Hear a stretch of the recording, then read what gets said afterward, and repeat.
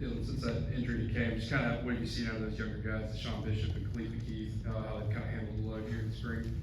Oh man, fighting every day, is hard with numbers low in the room, but they come out here and attack every single day, learning and growing in each phase of the game. Sean's been growing. It's good to see him back on the field after last year. Khalifa as well. They both taking strides and steps every single day.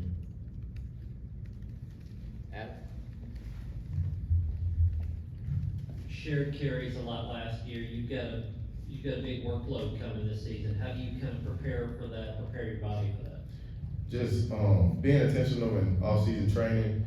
I think that's the biggest portion of it. Getting my body in the best shape and condition that I can get it in and be able to take on whatever workload they need me to, and just having good practice habits. Understanding, trusting the process that they'll get me ready, and at the end of the day, it's just about having the right mentality too. It's mind over everything. So training my mind for that as well as my body to be prepared for anything this season. Sam in the back.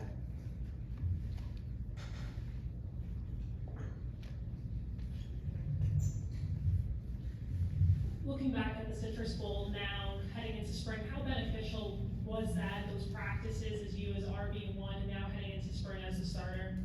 I think more than anything, the game was beneficial.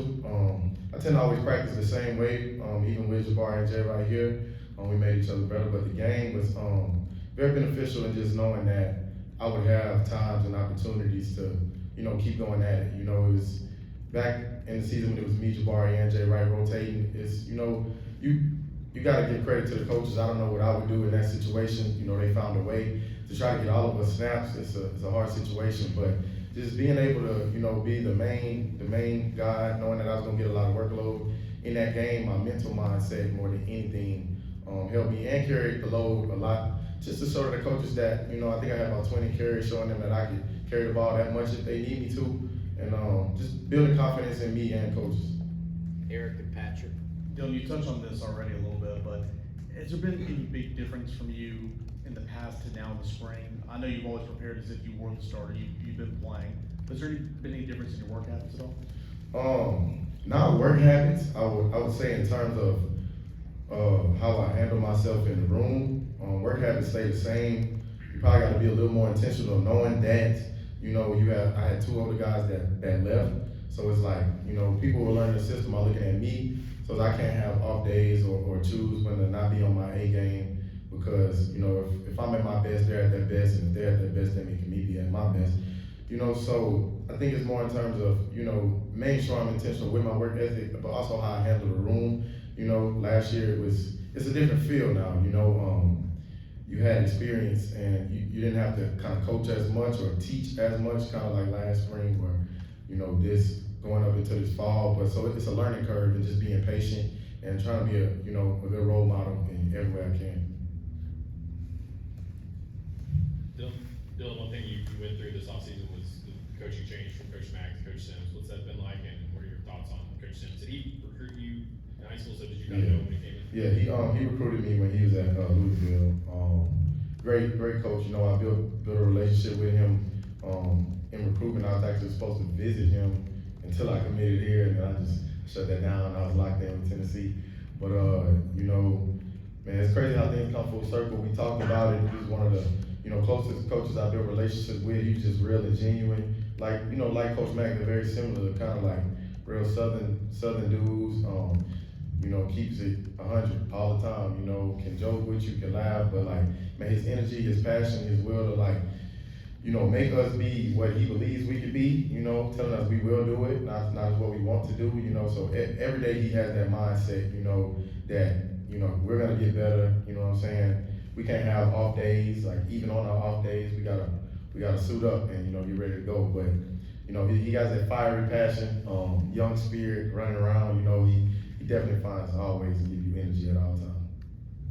Last year, the coaches talked a lot about your explosiveness and being able to kind of see your gaps during the games. You talked a little bit about getting your body right. How much does that lend itself to kind of being stronger, to break through tackles, so you can get just beyond your initial explosive spurt? Yeah, it's definitely important, and that's why I get with the strength and conditioning staff, because they have all the right measurements and everything and how I should shape my body. I'm never gonna be a probably 20-pound running back, but like my job is to, build myself into the best me I can be. I've put on about 10 pounds. I'm at 200 pounds right now. Since this off season, maintain it during spring, but it's just to be able to, like you said, break those tackles, make a little bit more things happen, play throughout the stretch of the season while also making sure I'm training my speed, keeping that up at the same time. But, the strength staff does a good job working with me, and everybody in this building to get with their goals, and, it's time to attack that in the summer as well so we get ready for the season. Patrick. Dylan, I think this has been a talking point for you throughout your career, but pass protection, how do you feel like you continue to grow there, and how's that been for you this spring? It's been great, just keying in on my keys, being in tune with calls from the center and everything, but more so just fundamentals, getting good reps with those linebackers. We got a lot of good linebackers, taking advantage of one-on-ones, learning from them. But it's been great in team situations. Every time I've been able to get a chance to go, we have good work, but always growing in every aspect of the game, and that's one of the biggest aspects. It's important keeping the QB upright, go throughout the stretch of the season. So we're working on that. Wes. Is Pierce one of those guys that you feel like in pass pro, like if I can chip that guy, if I can keep him away from my quarterback, I could pretty much keep anybody away from my quarterback? It's definitely a shock when you see a Leo defensive end, show up. It's like you gotta block him. But definitely, going against, there's a couple times where you have to end up on defensive linemen, and at the end of the day, that's not my man, or people might not know how pass protections work, but that may not be my guy. But at the end of the day, we gotta keep whoever's back there and QB up. So, going against people like that is definitely, important. But I would say more linebackers just picking up those blitzes though, because when DNs come around, they're not expecting us to kind of really chip them. So it's not more pass pro in that sense, it's just trying to contact them because they're so, overweight. But really getting those, not overweight, that's so, they outweigh us,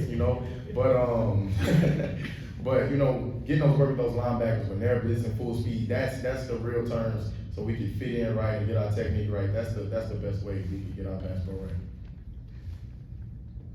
All right. Thanks, Dylan. Y'all funny.